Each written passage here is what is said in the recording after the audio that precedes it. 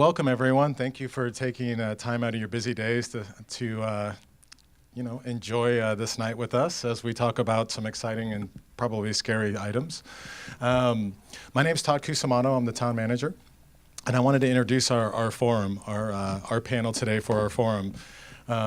Peter Brown is our Public Works Director, our Vice Mayor, Diane First, who has been on our council for 9 years, and Kelly Crow, our Senior Engineer. Tonight we want to talk about the flood control, storm drainage system, our infrastructure, and really start to educate our community on the importance of our infrastructure, what we've done with it, and how important it is. I would argue, and I think many of you would agree with me, that our flood control storm drainage system is the single most important thing in our town.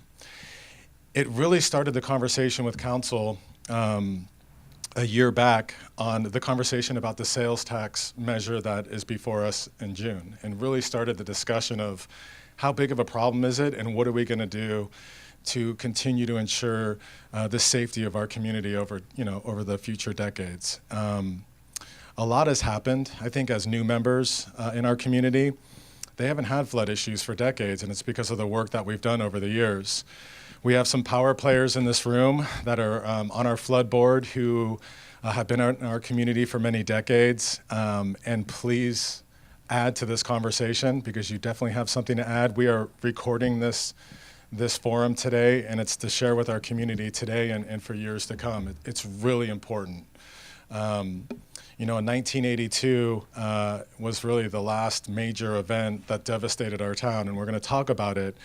But there's a lot of infrastructure and a lot of action that has taken place since 1982 to today. You can talk about different numbers, but there's an argument based on maintenance and what we put into our infrastructure, and we'll talk about it tonight. It ranges anywhere from $30 up to $50 million, and it's expansive. And the issue is we have to replace that.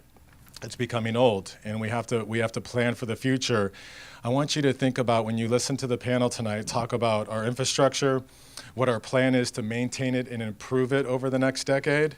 I want you to think about the discussion of how expansive and important it is, but also we're not even talking about sea level rise yet.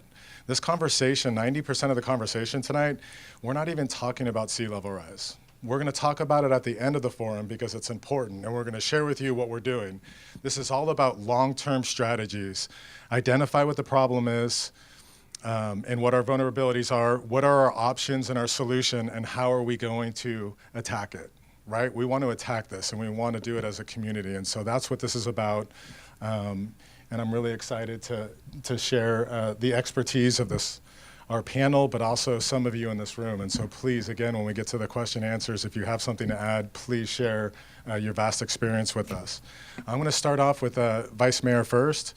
We're going to ask her to give us kind of her perspective on the council over the last decade and how she sees the importance of the infrastructure as it relates to flood control and storm drainage, and also some of the things that we've done to work towards solutions. So. Thank you. Okay, I'm going to use this mic. Thank you. I'm glad you all could come tonight. As Todd said, I've been on the council for about 8.5 years. Flooding has always been something that the council has recognized is a very urgent issue in Corte Madera. We had a massive flood in 1982. It was an El Nino year. Every year you probably get the mailer from the town that has the picture of the big flood. You can see Madeira Gardens was flooded, the shopping centers were flooded, the freeway interchange at Tamalpais Drive. Back then it was a full clover leaf, so it was the 4 roundabouts to, round ramps. That was almost completely flooded. It was really, really devastating to the town. The town made a huge effort since then to implement extensive flood control infrastructure in this town. We have invested tens of millions of dollars, about $30 million plus a whole lot of money for maintenance.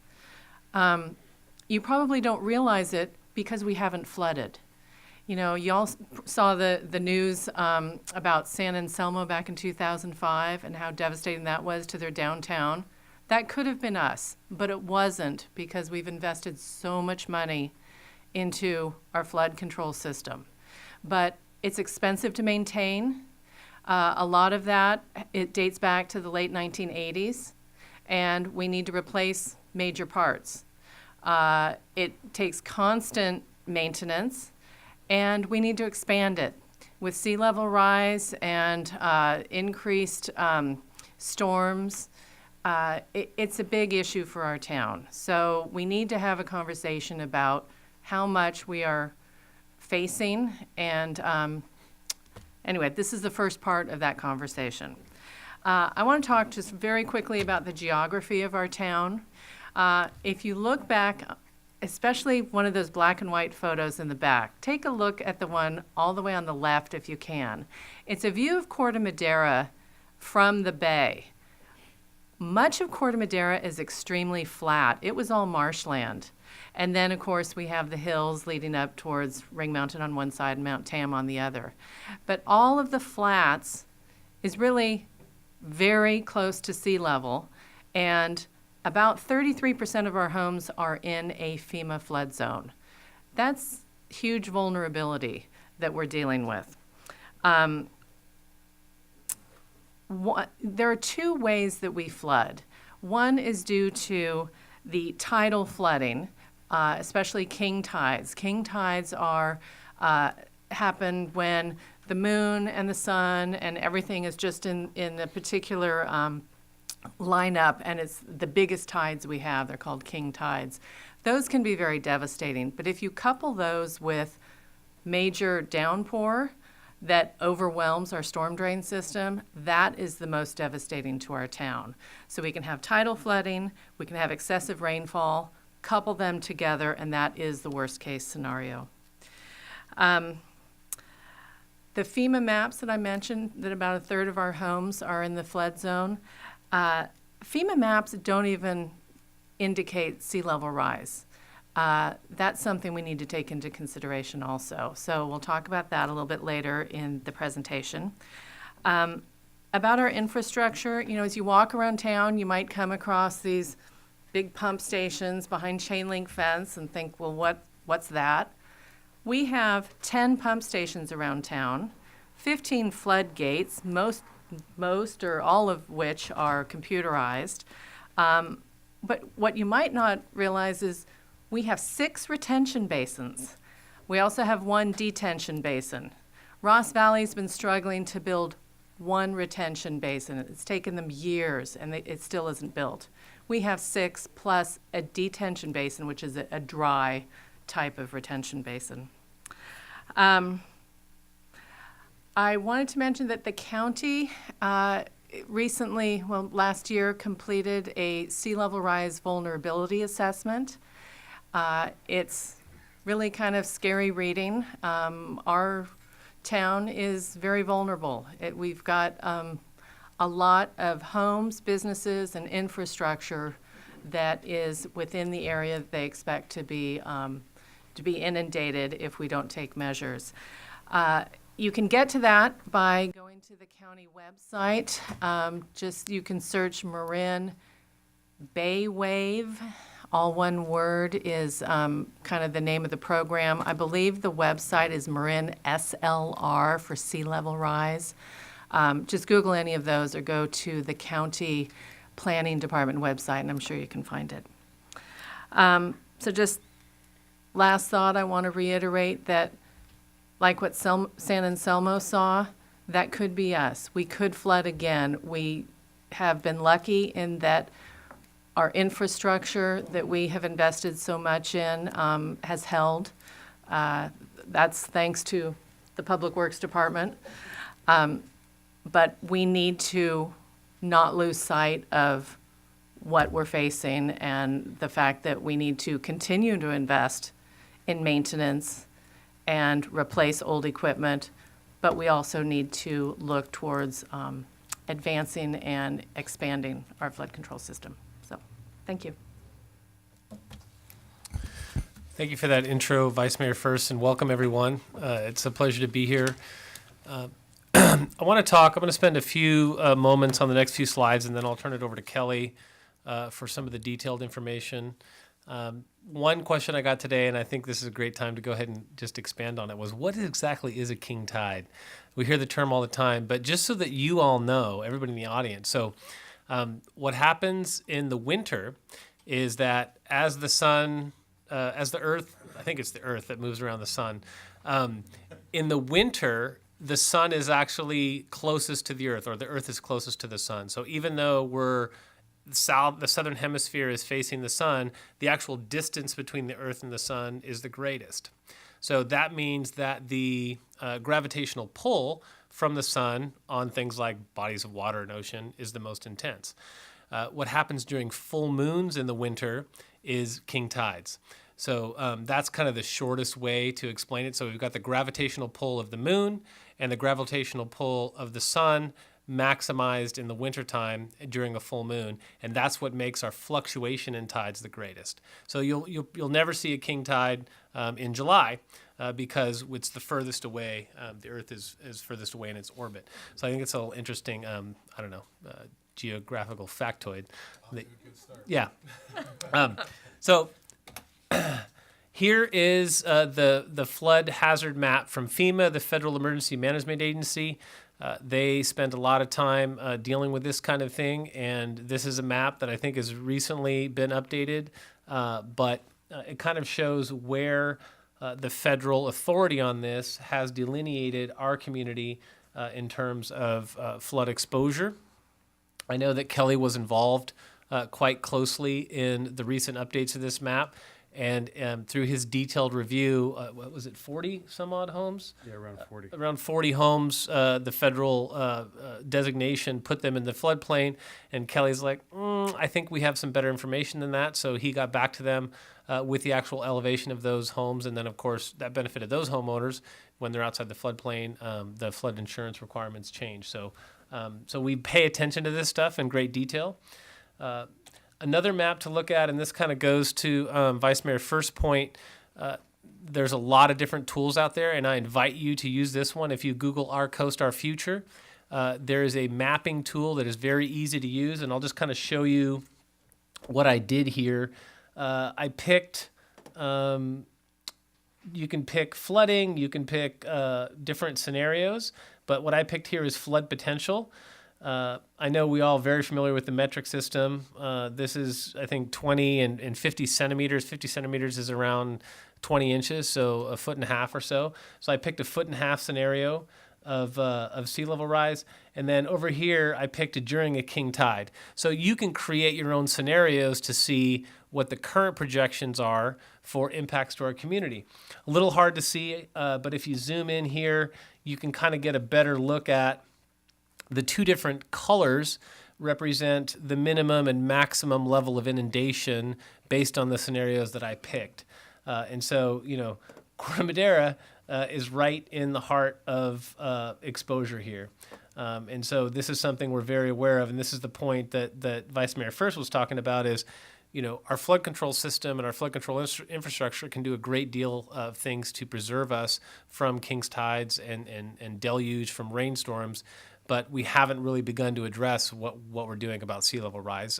Some of the projects that Kelly will speak to begin to address that, but it's something that we're very aware of, and it's something that has a tight overlap with our flood control system. In terms of flood hazards, two neighborhoods stand out, Madeira Cove and Madeira Garden. They're two different kinds of neighborhoods, and they have different types of infrastructure. I also circled our town center and the village, which are, of course, our economic engines in terms of sales tax revenue and shopping and restaurants and all kinds of things. And so they're very much exposed with the current and projected flood impact areas. And I think with that general introduction, I'm going to turn it over to Kelly for some specific discussion before we come back. But again, thank you all for coming and welcome. Thanks, Peter. So in the previous slide, we saw a couple of the neighborhoods that are relatively vulnerable, and Madeira Gardens has had historical flooding issues back in '82 and I believe '97. First off, going over to how they were developed and what types of developments they are, there's two different methodologies to how they were constructed back in the 50s and 60s. If you look at Mariner Cove, it was designed as a high-level development, which basically meant it was designed to gravity drain. So there weren't any pumps, there weren't any levees. It was all designed to convey water to storm drains and out to the bay. Well, one thing we've learned over time is that parts of Mariner Cove have been settling and will continue to settle. Some of them, as of today, from their original grades have settled up to 5 feet. And in other parts, it's forecast to settle even more, up to a total of 7 feet from their original grades. So in terms of when you talk about sea level rise, really there's two modes. There's actually the rising sea level, but there's also settlement that exacerbates the effects of sea level rise. So that's one thing to keep in mind with this particular subdivision. And we've been looking into different scenarios on how to protect it. There have been studies done previously for Mariner Cove. This is a page out of our townwide drainage study that was done in 2007. And this speaks to the amount of settlement that could be expected over time from that study. So as you can tell, they delineate it by depth of bay mud thickness, calculated settlement to date, and the range of years. And if you note in the footnotes, some parts that have deeper bay mud lenses, they're forecast to settle even past the 100-year timeline.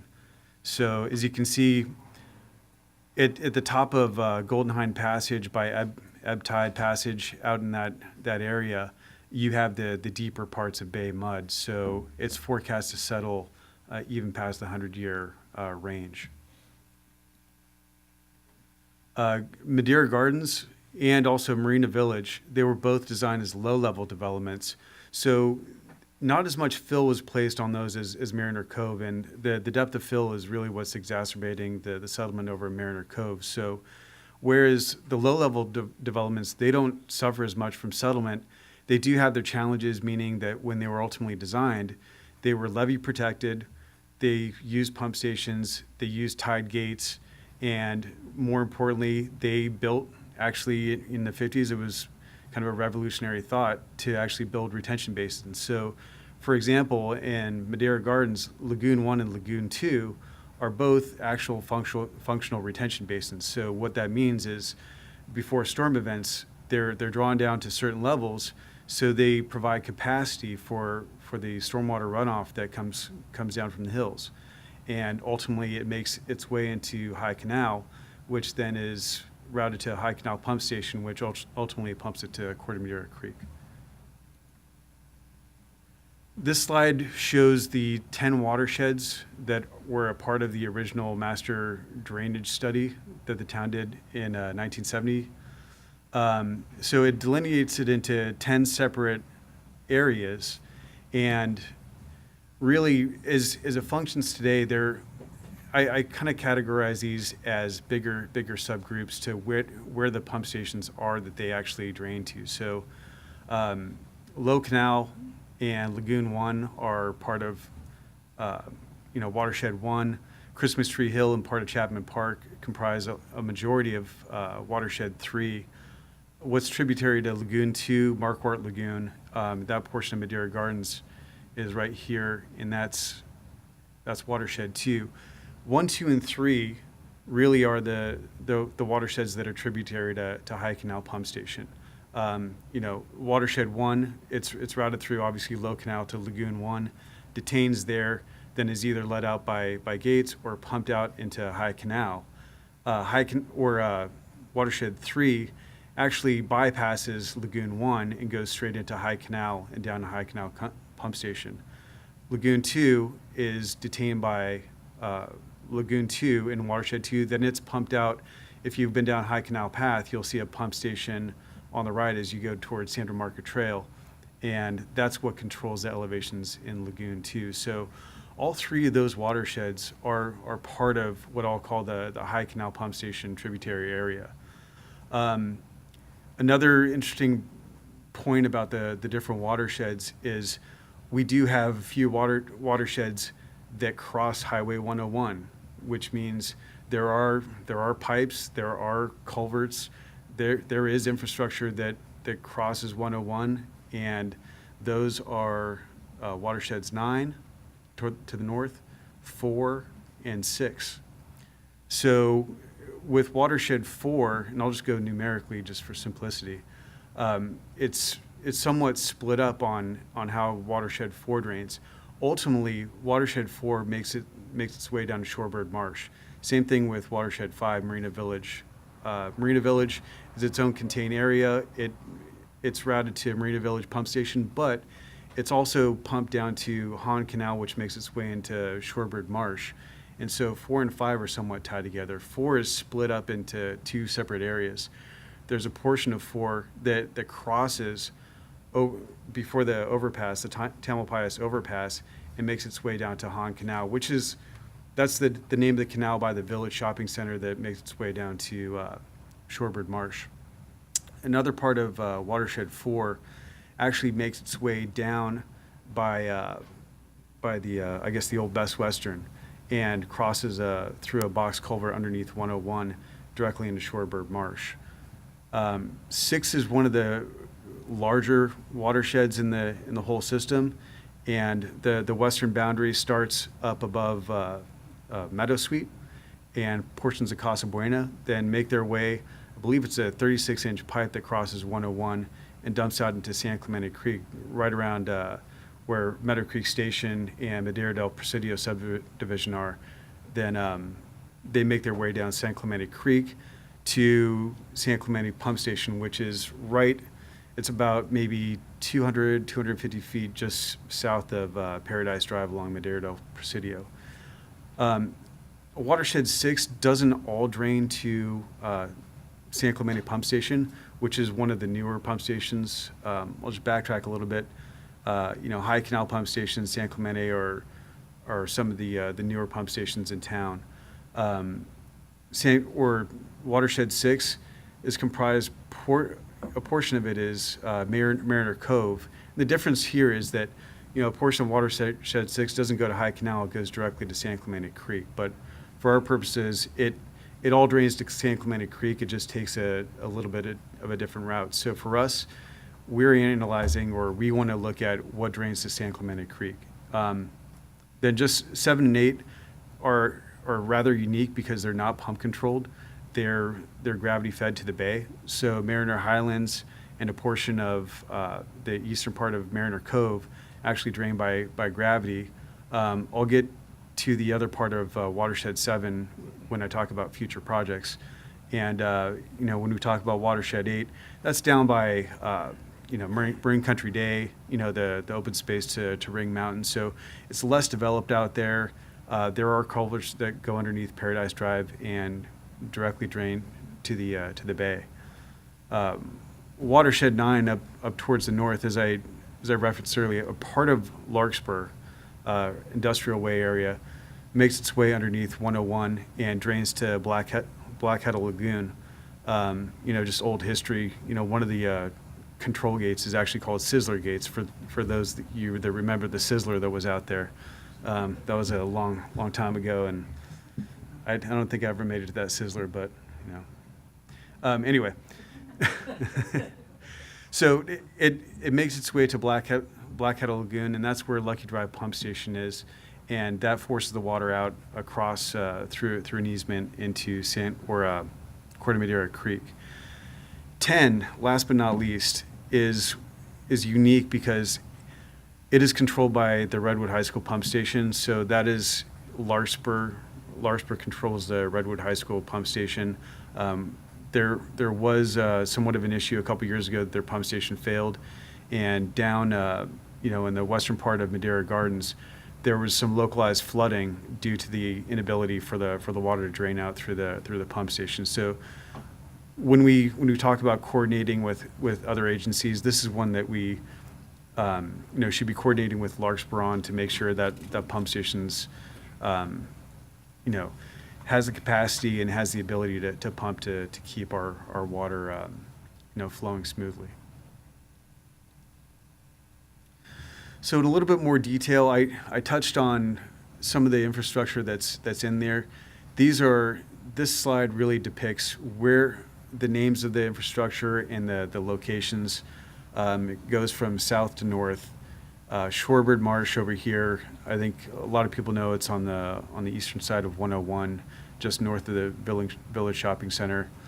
I touched on Lagoon 1 and Lagoon 2, which comprise some of the bigger areas of Madeira Gardens, and they're important drainage facilities. Also, I forgot to mention, there's Pixley Lagoon, which is right at the entrance to, or it's at the northern tip of Town Park, and that also serves as a smaller scale retention pond, but nonetheless it's part of our infrastructure and can detain water and be let out into High Canal.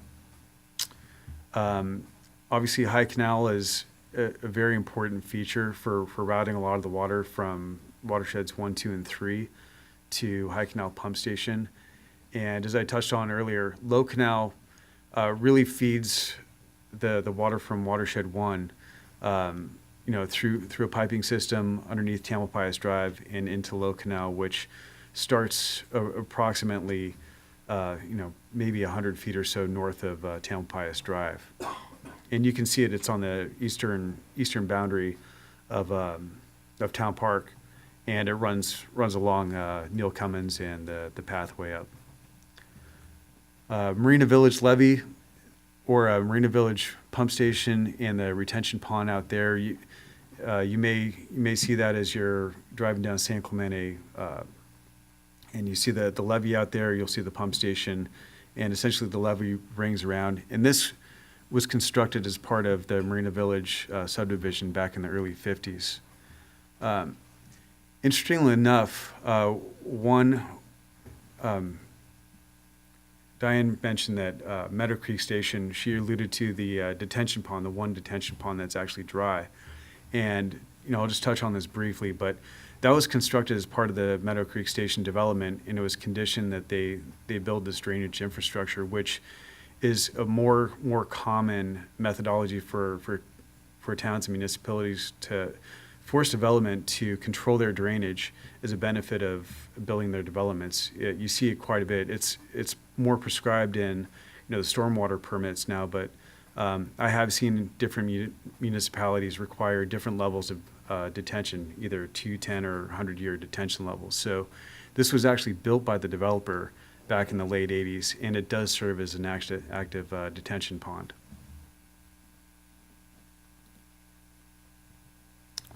So just a quick overview of how retention basins work. There was a slide with a hydrograph, but I think it's, in simpler terms, it's really a function of the water coming in versus the water going out. The water going out, and I'll use High Canal Pump Station as an example. There's a set rate. There's a maximum rate of flow that High Canal Pump Station can pump out. And what's analyzed is you do have a flow in and you have a flow out. The difference in flow is actually your storage, your required storage. And that's what's analyzed. There was a study done in 2000 that actually recalibrated the required levels of both Lagoon 1 and Lagoon 2 based on the efficiency that High Canal Pump Station provided. As I mentioned earlier, High Canal Pump Station is one of the newer pump stations, and previous to installing High Canal Pump Station, well, you really had to rely on the tides. You had to rely on the low tide to be able to evacuate the water, and that's by and large what created the problems in 82 and 97. You had historic rainfall coupled with high tides, and you're really at the mercy of the tide lowering, and you can't control when the rainfall is going to occur. And if you don't have adequate storage in your retention basins, flooding will occur. It's going to overflow if you have too much coming in and you can't outlet it. So High Canal Pump Station, and subsequently the storm drainage tax that was passed in 97 allowed the construction of High Canal Pump Station, really corrected that problem. There hasn't been a significant issue since High Canal Pump Station was built, and I think that's important to really understand that correction, just a small shift in where your pump station was located, just really changed everything in that local area. So Kelly, let me just add one Yeah. thing there. So what Public Works staff does in order to really manage our retention basins is we're weather hawks. So the maintenance staff has the NOAA website. We check it multiple times a day.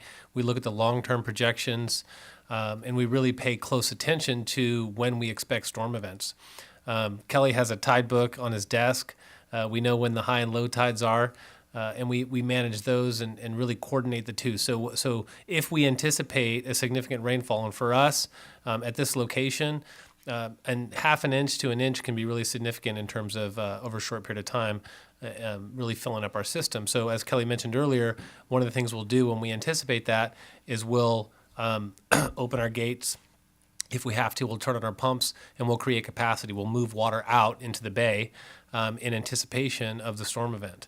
And so I just want to, kind of drive that point home that we 7 days a week, 365 days a year, Public Works staff is paying attention to these things. And part of your tax money goes towards paying overtime, paying for the maintenance, paying for having to come in when the tides dictate. Sometimes it's the middle of the night. And so that's just something that, the town has become accustomed to. And I think it's quite a great service for the community members. It's a good point. I think in some rights, when winter comes and, you start to get the weather alerts, I think we've, some of us have found better information as far as there's a lot of people, there's one guy in Tahoe that I look at his website. He goes through all these, iterations of different scenarios and all these different forecasts, but he's pretty accurate. And I think it just, what I'm trying to get at is that we don't just rely on one source. We check multiple sources, and we try to get the best information as possible. So we're extremely vigilant about the weather and keeping on top of what may come our way as far as wet weather. Yeah. Sections of 101 in Corte Madera, San Rafael, Novato, and side streets, overpasses, and frontage roads were underwater. Southbound traffic on 101 was finally reopened from Novato to Mill Valley shortly before 2:30 this afternoon. But each opening, closure, reopening, and reclosure is subject to change without notice. Because so many people didn't get home to Marin last night, and so few could get back into San Francisco this morning, the commute traffic in the area was fairly light.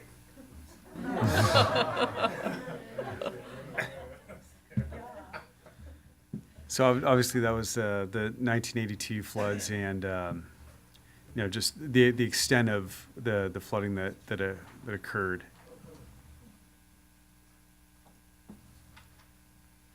So in terms of infrastructure, just in terms of quantities of what we have in the ground, storm drain system, as you can see, there's quite a bit of infrastructure. 47.5 linear miles. There's different ways to think about the storm drainage infrastructure in terms of pipes, and this is referring to pipes and culverts. One important thing to think of is with pipes, there's different pipe types. There's with that you have to look at their expected useful life. One thing that we've really tried to hone in on is identifying where corrugated metal pipe is within town. The reason why is corrugated metal pipe tends to corrode and has a shorter life expectancy than say reinforced concrete pipe or even PVC and HDPE pipe. So with potential corrosion of corrugated metal pipe, you really want to swap that out with a more durable material. And one of the things that we're looking into is doing a wider study of understanding the condition of this corrugated metal pipe. Some of it's newer, some of it's older, but getting on top of where corroded pipe may be, and methods to actually swap it out. The canals, we have roughly over a mile of canals, so this includes Han Canal, which I mentioned earlier, High Canal, Low Canal. Also, I would characterize San Clemente Creek, the upper reaches of San Clemente Creek. They're really, in essence, open channel conveyances.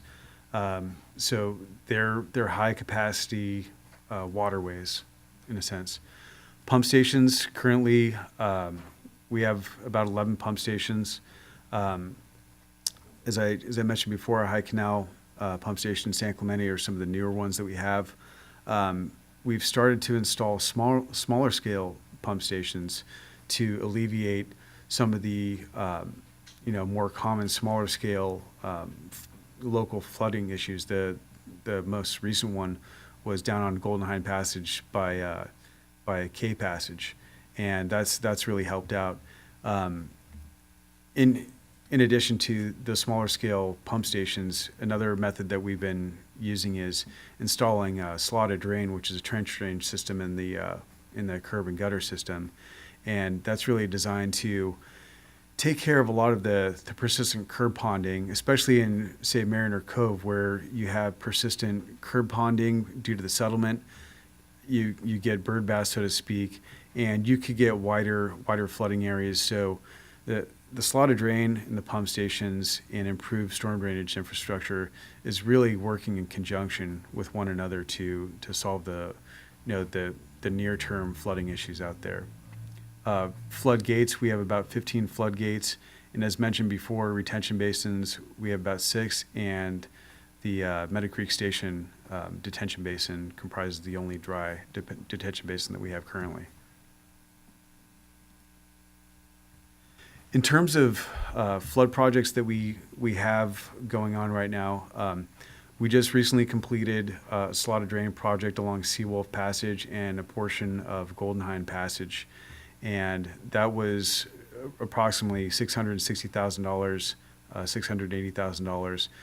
We currently have project number 2 right there, Harbor and Echo, which last night we were granted the ability to award a contract to the lowest bidder, and that notice went out today to them that they were awarded the contract, and the contracts were sent out. So we expect that construction is going to take place out in Harbor and Echo to finish off the southern reach of Harbor and a portion of Echo that's been exacerbated, and we expect that should take place. Construction should start in the next month or so. What we have in design right now is we have Golden Hind at K Passage Pump Station. So this is approximately 2,500 linear feet of additional slotted drain, and this is going to take place between Tradewind Passage, along Golden Hind up to Seamass Passage, and a portion of Ebb Tide Passage. So those portions of Mariner Cove will get slotted drain, but also we're going to install a pump station. And if any of you have driven down in the K Passage area, or not K Passage, but Ebb Tide Passage area along Golden Hind, you'll notice there's a catch basin that's settled quite a bit, and that's one of the areas of Mariner Cove that we get significant flooding. A couple years ago, we had a 10-year storm on top of king tide. The water surface elevations were such that water started coming in through the side yards and coming into Golden Hind Passage, which our operations crew had to shut down Golden Hind Passage for a period of time until the water receded. Once the tide let out, the water was able to recede. So the pump station is going to allow us the ability to draw down that water, immediately. We don't have to wait for the tide. We can pump against the tide, and that's what that's intended to correct. Also at that location, what's mentioned down in the future efforts is a tidal barrier along Golden Hind, along the houses. This has gone under preliminary discussions with the flood board and what we've worked on. It's going to take a lot of outreach. It's going to take a lot of education, and it's going to involve a lot of stakeholders. There's going to be environmental clearances that are required, so it's going to take a while to implement. But knowing that the water has come in through the side yards and more extreme events, it could only get more frequent over time. So that is one of the areas that we really want to focus on in terms of protecting with a barrier, levee, or a flood wall. We don't know what the actual method's going to be at this point, but some sort of barrier is going to be required. Then finally, as far as infrastructure projects, we've worked on conceptual design for the raise of the Marina Village levee, and essentially there are some spots that are with the settlement have gotten lower over time. So we're looking at two different scenarios there. We're taking a look at what can be done in the short term, knowing that environmental clearance and resource agency coordination is going to take some years to actually get a design implemented and built. What can we do in the interim that's smaller scale but gives benefit and takes the sags out of the levee, so we buy ourselves a little bit more time to put in the ultimate improvements. Last effort that we're looking at doing for the budget is pump station assessment. One thing to keep in mind is the typical life for the pump station mechanical and electrical equipment is about 25 years. If you look at, say, High Canal pump station that was built in 2000, well, we're year 18, so we're about 7 years. Our operations and maintenance staff do a great job of making sure that it runs and parts are changed out as soon as needed. But that doesn't remove the fact that over time, replacement is going to be required. And also there are different strategies that we can take a look at for energy efficiency with new pumps. So we're looking towards a complete assessment of our pump stations. When were they built? What is the condition of them now? And start to rank them in priority of replacement. What can be continued to maintain? So that's what we're looking for in the near term for our improvements. All right. Well, Kelly, beautiful job. That's a lot of great detailed information. I'm sure some technical questions will come your way. And we're, just so you all know, we're about 5 minutes away from the Q&A. I just have a few more slides that I want to go over before we wrap up.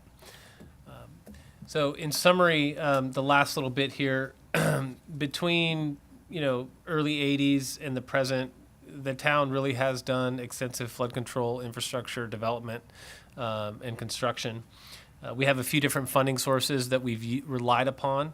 The Benefits Assessment District was the early, dollar amount and source of funding. And then after the voters approved the storm drain tax, which is $98 per unit or per 1,000 commercial square feet that's assessed currently, and supposed to sunset in 2023 if it wasn't for Measure F. That's looking to put a kink in that. The town has dedicated significant general fund expenditures. So we've had these dedicating funding sources, and then we've also used general revenue as needed and as dictated by the town council. Measure B has been a big portion of that revenue source over the last few years, and Measure F will be on the ballot on June 5th, and it is a critical decision point for the voters if they would like to ensure future investments and a future funding source. There's some of the numbers we talked about. Investment to date, $30 million. Investments needed, say, in the next couple decades are closer to $50 million. And our projections show that with Measure F, the majority of that $50 million could really become from Measure F as the source. So if Measure F generates, between 30 and 40 million of that 50 million, it could be a little more than 40 million. We would have what we would call seed money to do a lot of the projects, to match grant funds, to really be in a strong financial position to do the infrastructure upgrades that we need. I think this was mentioned earlier. It's about a decade old now, but we still use it because it still has a lot of relevant information. It's the 2007 flood control study. It prioritized, gave us some direction that I think the town staff and council have taken from that study. Additional pump stations were prescribed for Mariner Cove and Marina Village. They cost roughly around $1 million each. One has been built so far, one is in design, and according to the study, 5 more are needed. So that kind of gets us, a future look at what we're going to need to do. The levees Kelly talked about a little bit, surrounding the north and east sides of town, and the one that we've gotten the most progress on, it's been to the flood board, I think it was a couple months ago now, and we'll come back again, is really figuring out how to do the levee around Golden Hind Passage.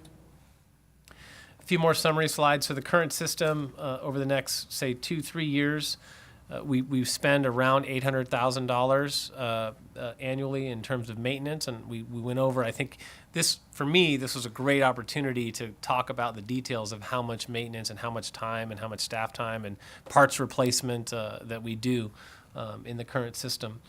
You saw the number. We're looking in the short term. We have allocated and we have funded around $4.5 million in capital improvements. System expansion and replacement is needed. I think we've made that case. And then the last point here on the dedicated funding, I've heard some questions. It's around 640. I think Jim Andrews will correct me if I'm wrong, but $640,000 that we have been collecting on the special storm drainage tax. The revenue that Measure F would generate is around double that. So from an overall financial standpoint, if Measure F is approved by the voters, we could dedicate even more money. Obviously, not 100% of Measure F would go towards flood control, but a decent portion based on what the voters decide and based on council direction. There's no doubt in my mind that the town was committed to continuing this investment in flood infrastructure. And then the last little point about climate adaptation, I wanted to spend a slide or two talking about what the town is doing and how we're perceiving this issue. So what we've done is everyone on staff almost, it was a really big team effort between the administration department, public works, planning and building. We put together a climate adaptation planning grant, which is for around $300,000 to Caltrans. And Caltrans awards those grants. I think we're going to get notice of award or non-award within the next few months. And that was a really nice effort, I think, for us to lay out what we would do in a climate adaptation plan, how we would assess our infrastructure, how we would determine and prioritize what should be protected. And so all of the groundwork is laid out. So if we're fortunate enough to get the grant, we hit the ground running, this calendar year. And we'll probably bring a consultant on board, an expert that's done this nationwide or worldwide to help us really look at it. If we don't get the grant, I think we have enough interest and direction from the community and council to do something maybe a little smaller scale, maybe the first interim steps without maybe the expertise of an outside consultant. But I think we do have a lot of in-house expertise, and we can definitely keep the ball rolling to some degree or another. A few of the bullet points that I put down there, the town really must systematically prioritize assets for preservation, protection, restoration.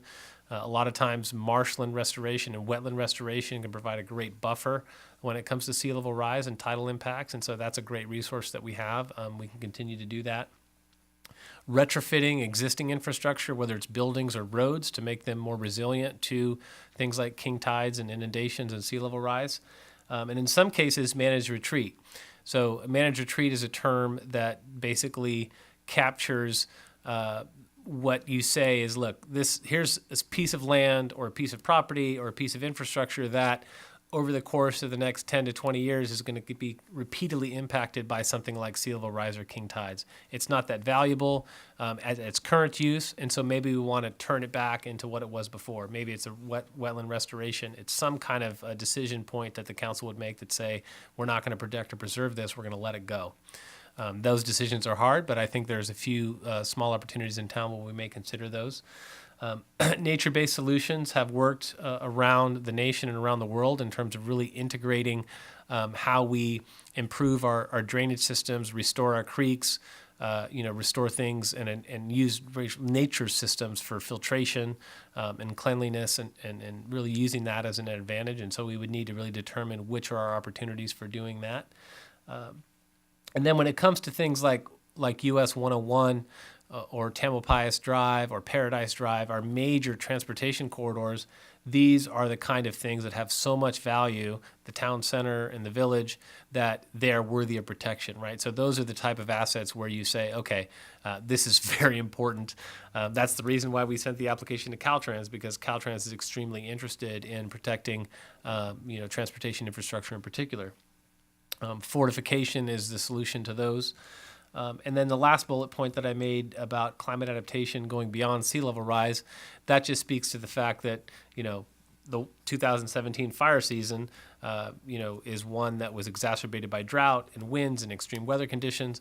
And so climate adaptation is a broad term that basically says, for those of us who believe in science, that the climate is changing and things are dynamic and that we should become prepared for it.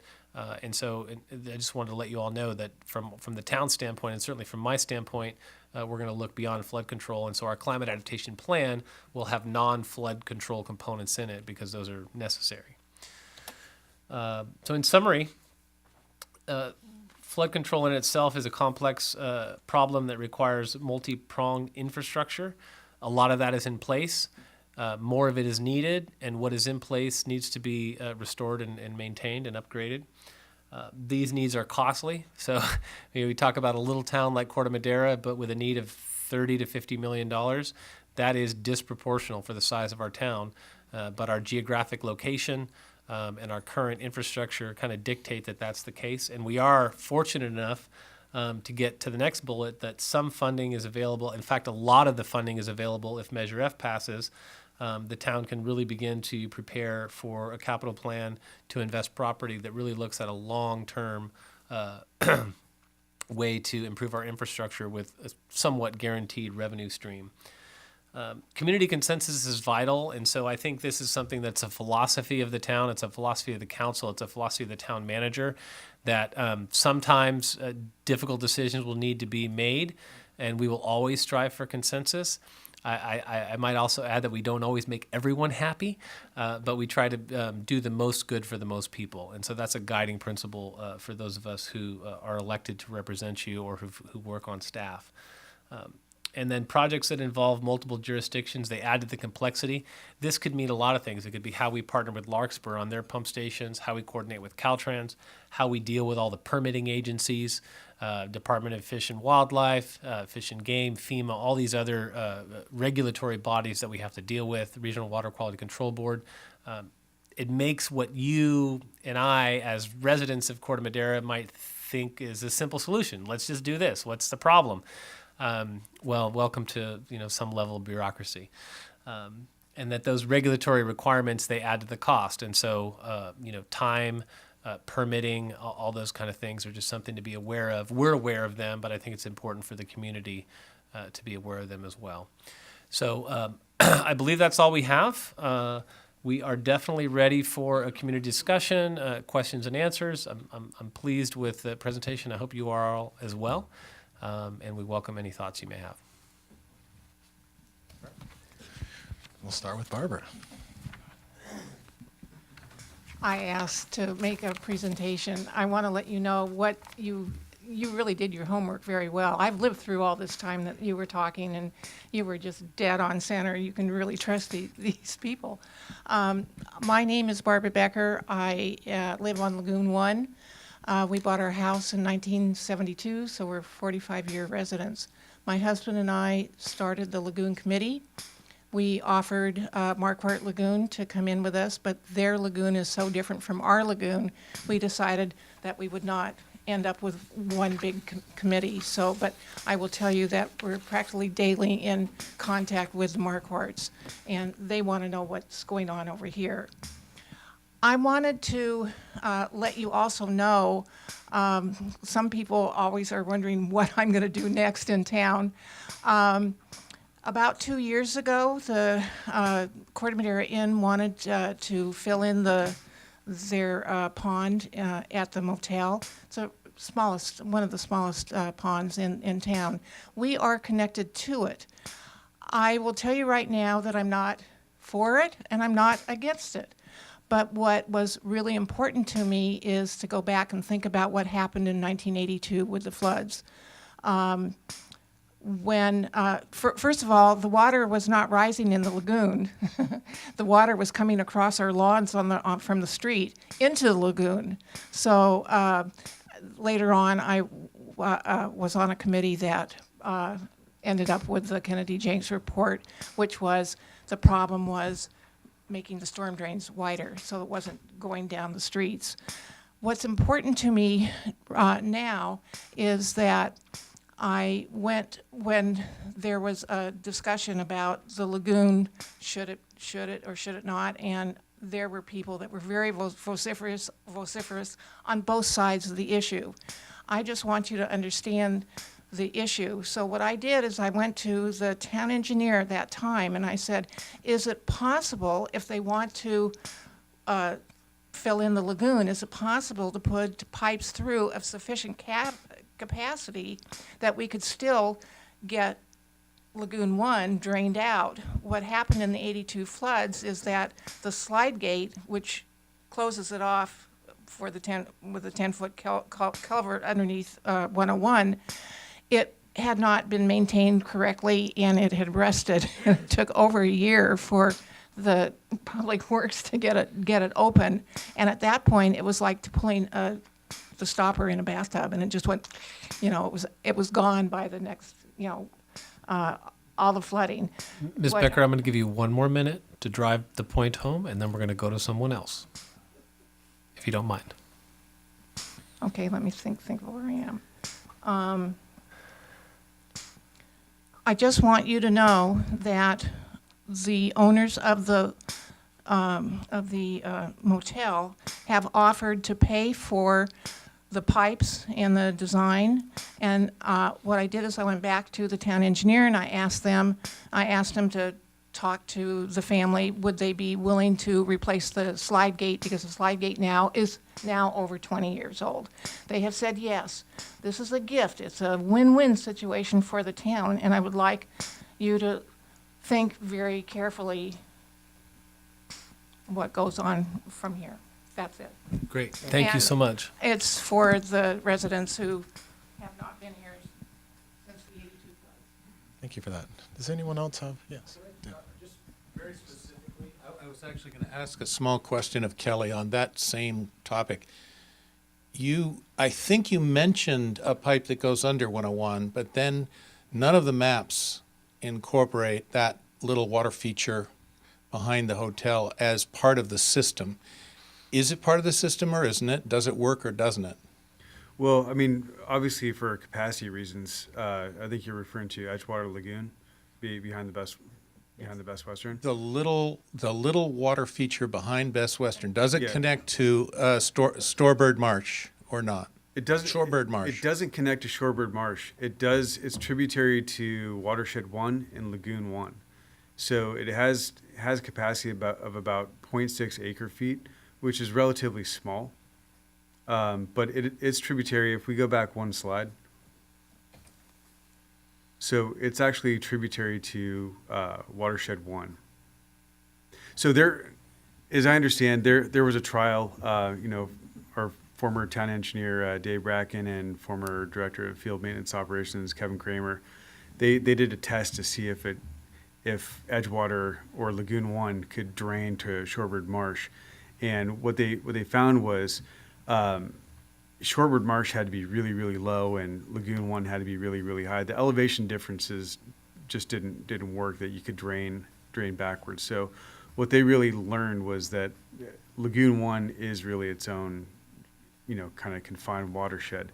But for the sake of answering your question, Edgewater Lagoon is tributary to Lagoon 1, and it's fed by 30-inch pipes that go out through Tamil Vista, and I think it's through Council Crest, if I remember correctly. Westward. Westward? Westward. Yeah, towards the west, correct, towards Lagoon 1, and now lets into Lagoon 1. And so is it a functional part of the drainage system or not? It's not listed on any of your other things. Well, as I alluded to before, it has the capacity to store water. Okay. A much bigger question, I think, on one of Peter's first slides, which shows the potential of a 1.5 feet added, the pink one, that one. If you look up in the upper right-hand side of that picture, I think that the dark, whatever that color is, impinges upon what all of us use every day but never ever think about, which is our sewerage system ends there. Yeah. At what water elevation does that system stop functioning? Could you repeat the question? At what water elevation in the bay does the central sanitary system stop draining and we have a real issue for 100% of the of Corte Madera. Do you mind if I take that one? Okay. I represent Corte Madera on the Central Marin Sanitation Agency. So there's really two issues regarding our wastewater. Number one is the collection and conveyance. We do that through Sanitary District Number 2, and we have pipes that run throughout our town, and then it pumps all of our wastewater to the Central Marin Sanitation Agency treatment plant. It is at the end of Anderson. You might smell it once in a while if you take Anderson up to Easter Francis Drake. There was a study done recently that shows Central Marin Sanitation Agency facility, the wastewater treatment plant, is actually fine for, I don't know the details off the top of my head. I'm sure you could contact their website. But it's located above where sea level rise is an immediate impact. The pipeline that goes out into the bay, it kind of goes out sort of near the Marin Rod and Gun Club. It goes about a mile out. That is, it appears to be okay as well. At some point, if the level of the sea gets so high that we're not able to drain, it might require a pump. But the wastewater treatment facility itself is okay. So.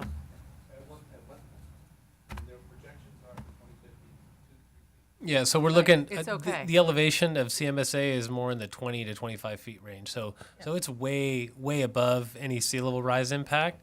And as Vice Mayor first explained, there's a I don't know if it's 3 feet, how big the pipe is, but it goes all the way out towards the Richmond Bridge. So past the footing of the first footing of the Richmond Bridge is where it drains. So.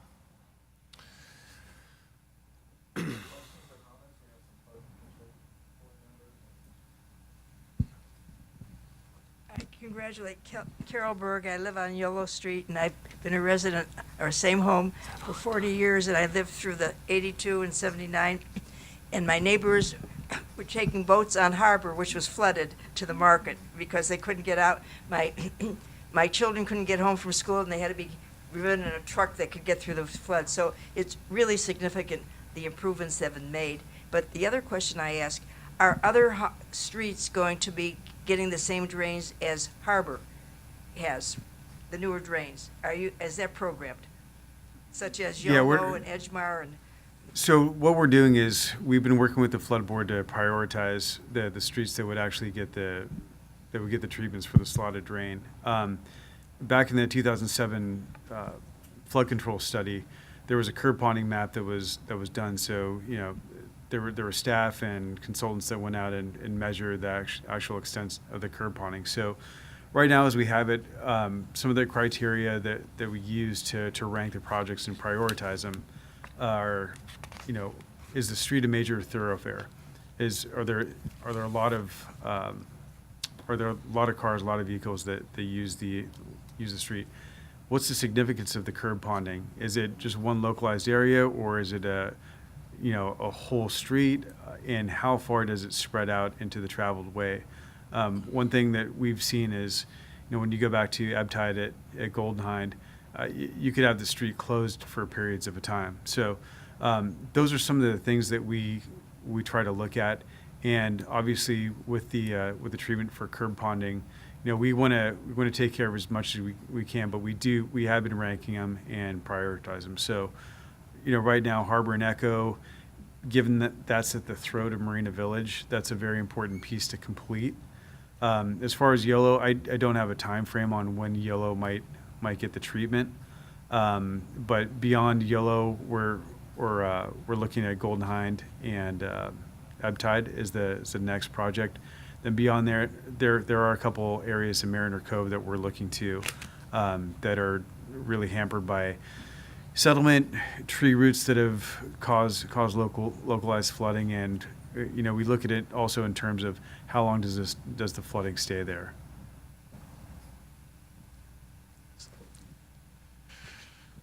Carl. My name is Carl Spursum. I'm at 73 Lakeside for 30 years. It's probably wishful thinking, but is there any amount of effort we can complete over time where FEMA would give us a break on flood insurance that our mortgage companies would accept? Like I say, wishful thinking. Unfortunately, the line goes right through my property, so I'm kind of screwed, but. Well, there's two different trains of thought for this. Right now, there are things that we do actively that get residents to discount on flood insurance.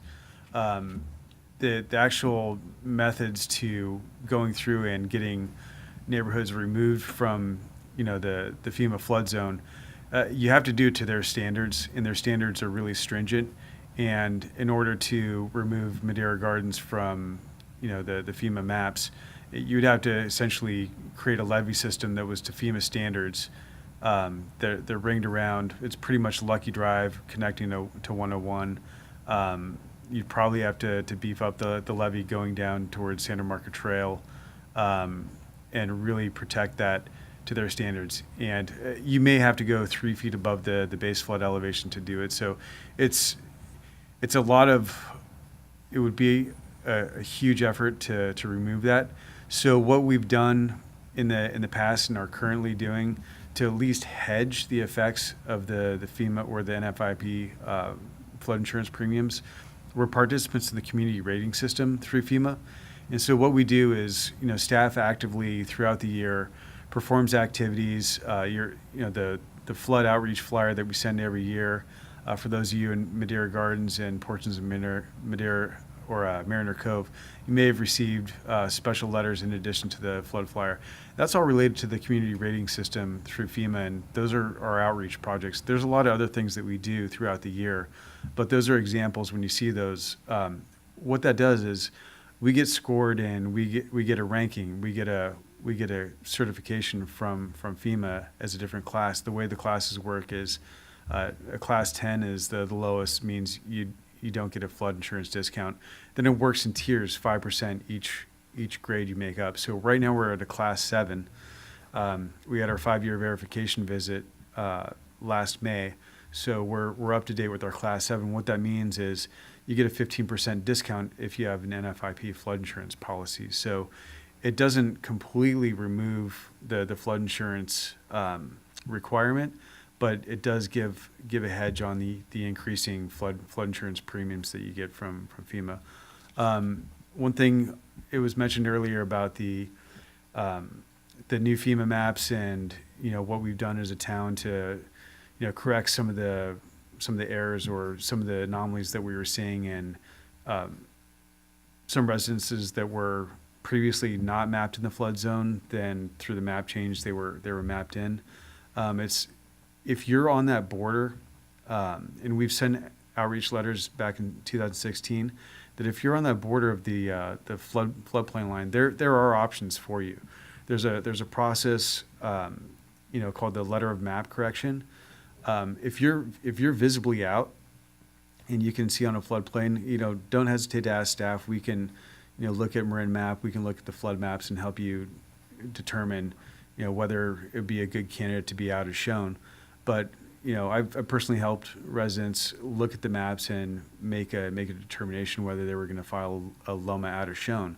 So basically, if it shows that you're graphically out, you can submit a package to FEMA for their review, and if they agree, they send you a letter back saying that your home is out of the floodplain, and you can submit that to your insurer and your lender, showing that you're out as shown. The next level from that is if there is a question, and I know there's Mariner Cove, there were a lot more homes in Mariner Cove that were affected by the map change. If you are on the cusp of the flood line, well, the definition of determining that flood line, it's not field survey accurate, meaning it's not to the 10th of a foot. There is a little bit more play, if you will.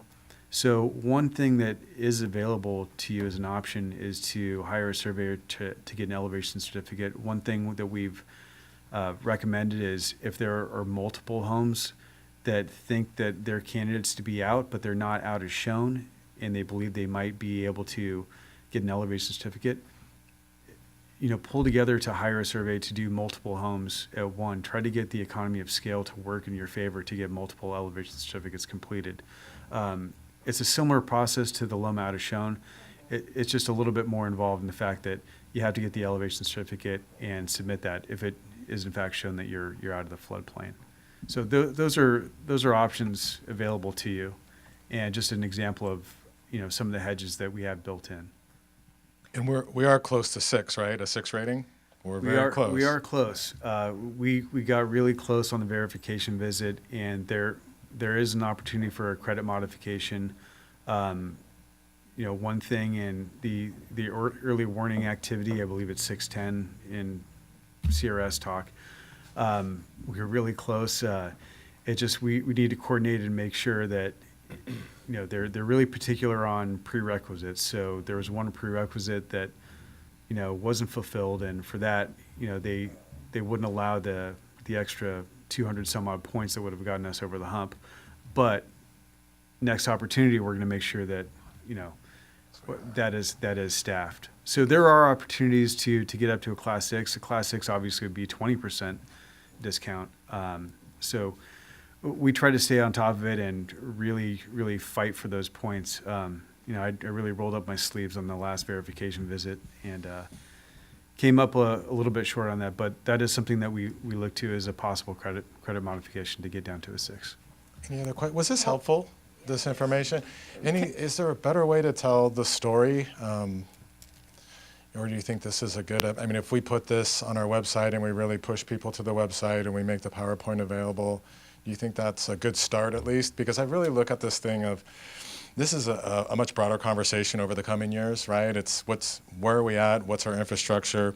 What are the vulnerabilities and issues? And then what are the options? Because as staff, our community and the council, we look at ourselves as stewards, and we look at 10, 15, 20 years from now when people are in our positions that we provide them options, right? Because if they only have a single option, they're in trouble. So we want them to have multiple options. And so really, it's going to take all of us to really understand what the issues are and where we want to go. And I think really when you really map this thing out, and we talk about the sales tax measure, we talk about our infrastructure and our needs, we took an immediate look of the next 2 years and then went out to 2030. And we think we have a plan for that. When we get to 2030, I think there's going to be potentially some really difficult, decisions for our community and the council and staff at that time. And so, that's step 3. And so we want to get through the first couple steps. And so just stay tuned. It's coming your way. If for anyone in your neighborhoods, please push them to the website and talk about this forum. And I know Dr. Bundy wants to say something, so I'll give it to you. Yeah, Bob Bundy. I'm on the flood board, and I got on the flood board because I'm in Mariner Cove and really right at sea level. But the bigger issue impacting the lowlands in Corte Madera is our levee system, which the flood board and Kelly have been working on diligently to map, get the elevations, and working with a consultant to come up with a plan to raise the levees to provide flood protection for Marina Village, the town center, and everything basically west of 101 coming up to this spot here. And at some point, the levee is going to have to be connected, as Kelly mentioned, all the way through sort of Larkspur at Greenbrae and at the boardwalk to 101 and to the levees on along Corte Madera Creek on the west side of 101. And this was an approach that was tried 20 years ago, and it fell short. But I think people are more aware of sea level rise, of flooding issues, and what do we need to do to pull Larkspur and the county into an approach that is going to benefit Larkspur, some parts of the county, and all of the low areas of Corte Madera now protected by the levee. May I add something to that?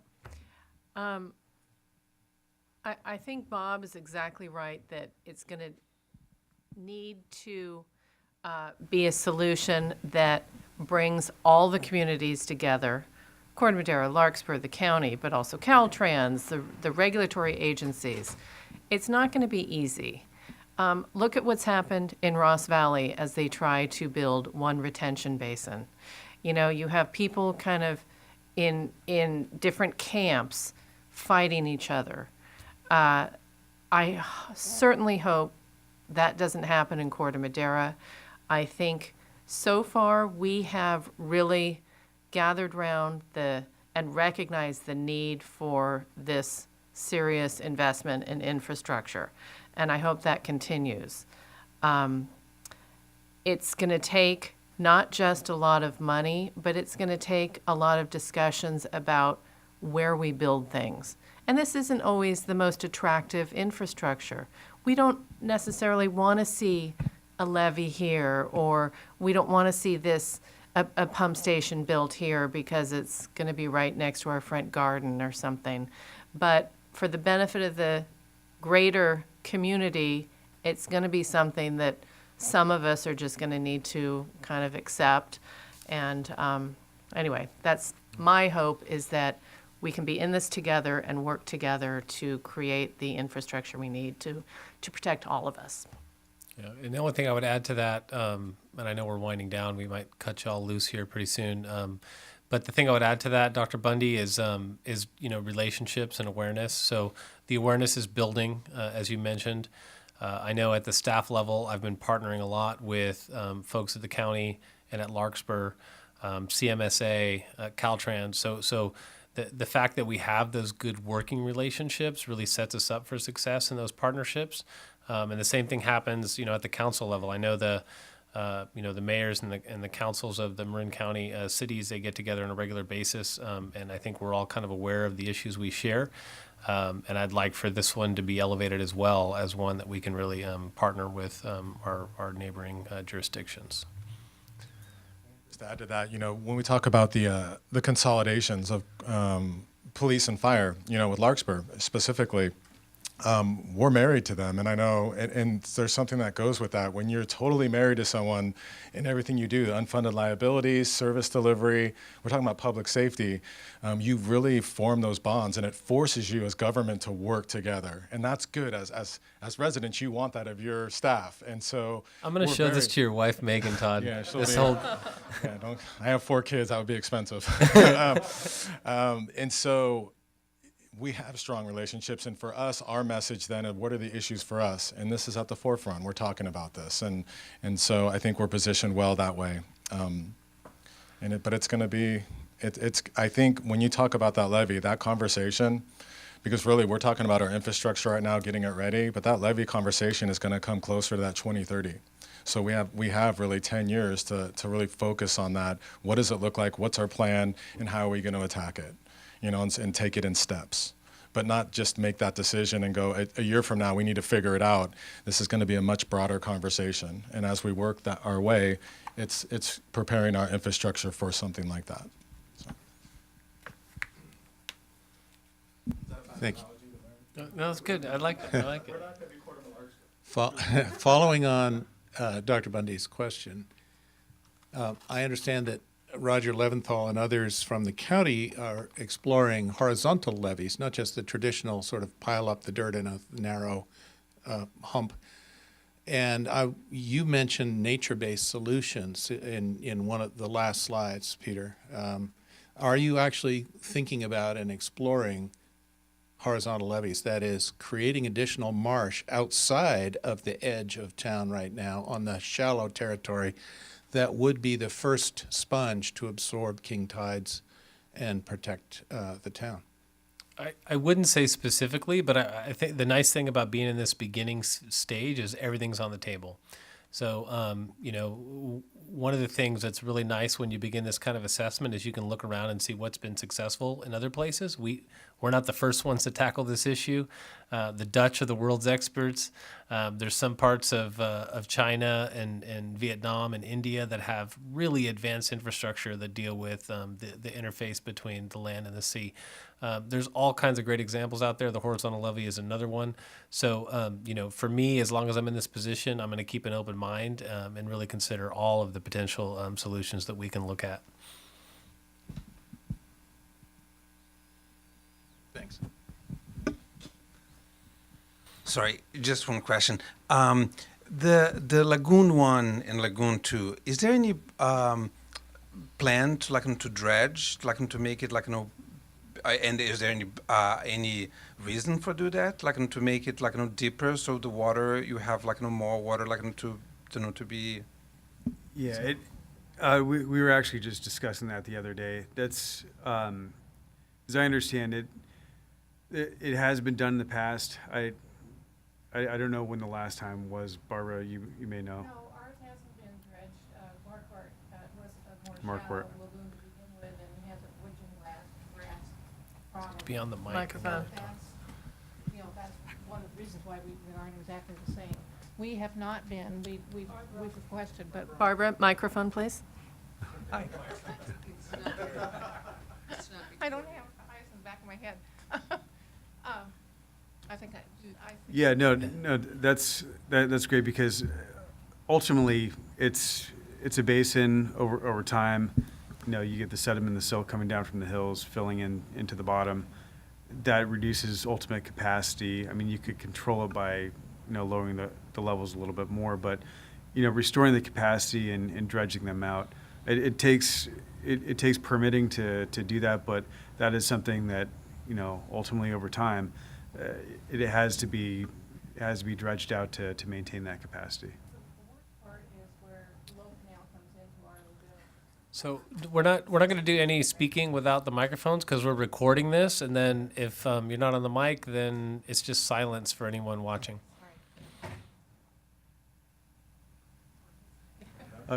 You were saying the Low Canal where it outlets into. Yes, Lagoon we had a big berm coming out from Low Canal, that the silt was coming down through there. It progressed more rapidly because at one time when Cliff Temps was the town engineer, he was building a dam right by Neil Cummins School to stop it at that point. But it just got to be just too hard on the staff to do that. Gotcha. Okay, so yes. did you have any other final remarks, Diane or Kelly? I know. Sure. Real quick. So David Bell, I'm on the flood board, but so kind of a plug. In terms of future conversations, how can the flood board, maybe the other folks in the room would like to know when the flood board meets, and how can the flood board help the town, and how can the flood board help the citizens? We're working on, as I mentioned to you all at your last meeting, coming up with a slightly revamped but regular schedule that's predictable. We also are in the unfortunate position of losing Kelly. He's going to be the city engineer for Key West, Florida, and his last day is Friday. So he's got bigger sea level rise issues than we can imagine, and hurricanes to boot coming his way. He may come back.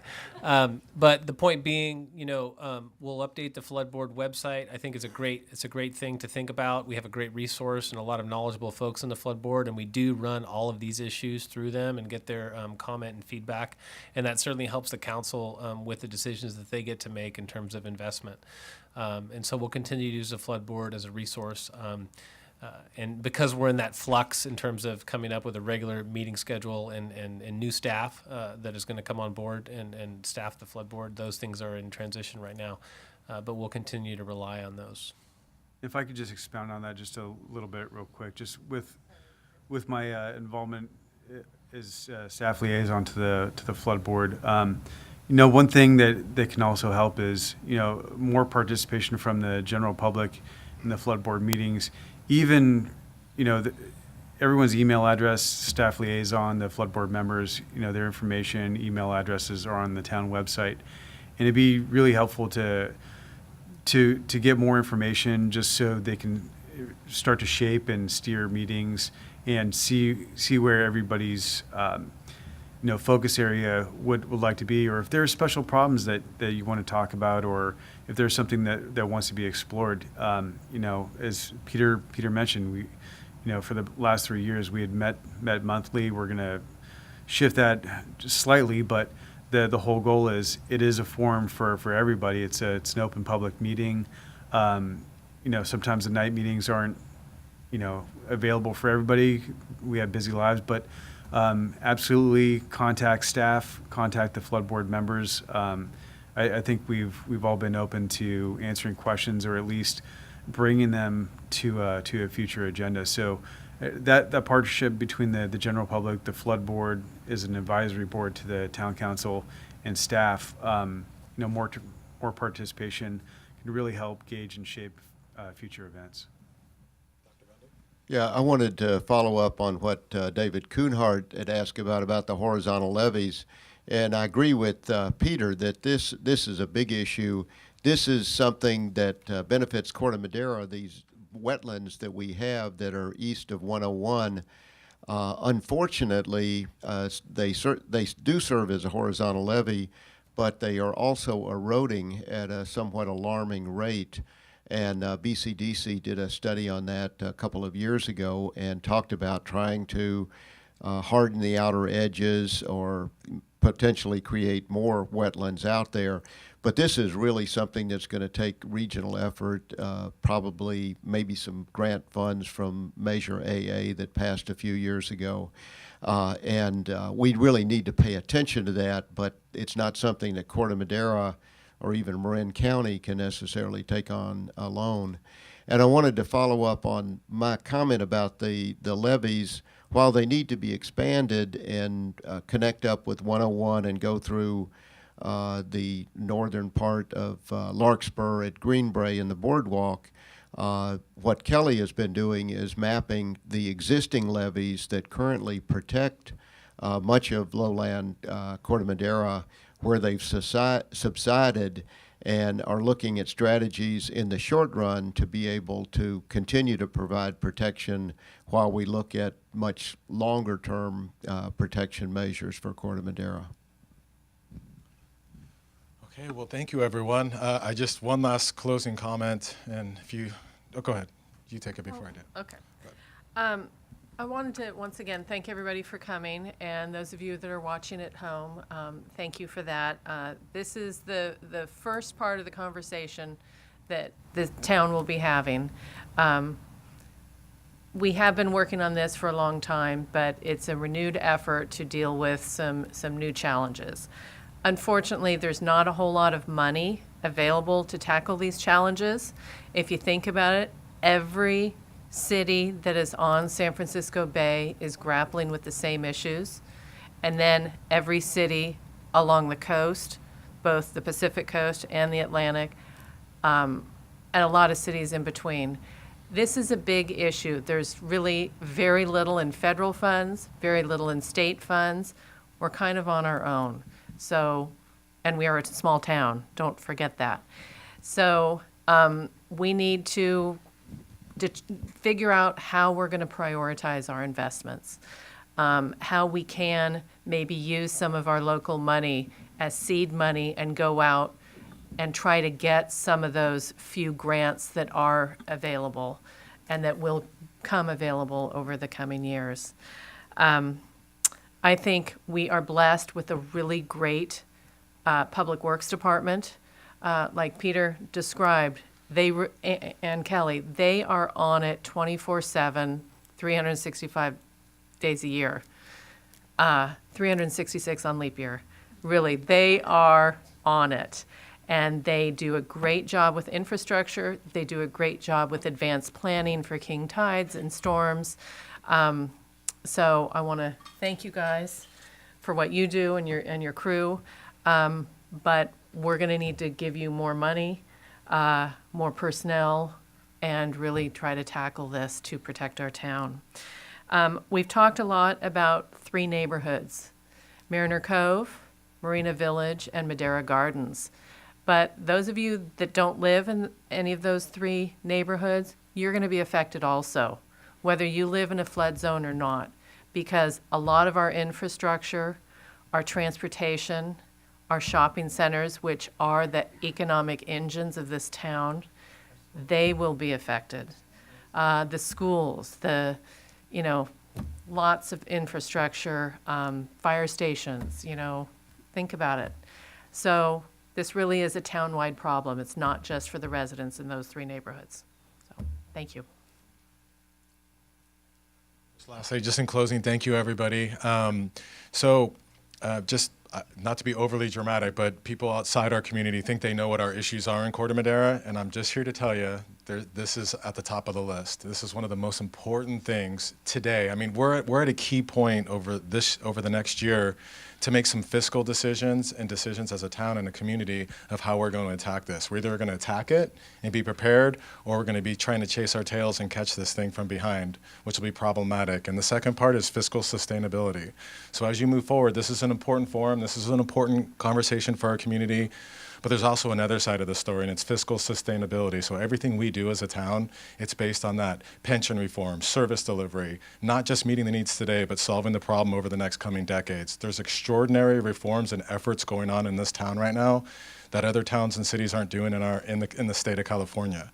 We've really taken a leadership role, and we look forward to telling that story over the next year, just like we are with the flood control. Those are the two key issues in our town. If we meet those two needs, we are set. We're ready. We're prepared for the future. And so the boards and commissions that are coming up this next year, I think they're open now, right? Are they? Oh, we just closed. Okay. So just look at engaging, being part of the boards and commissions, or going to those boards and commissions and giving them feedback, especially like our flood board. We have our oversight committee for the sales tax and other committees. So please get engaged. You guys are here, so I know you are, but please spread the word. Thanks. Vote yes on Measure F.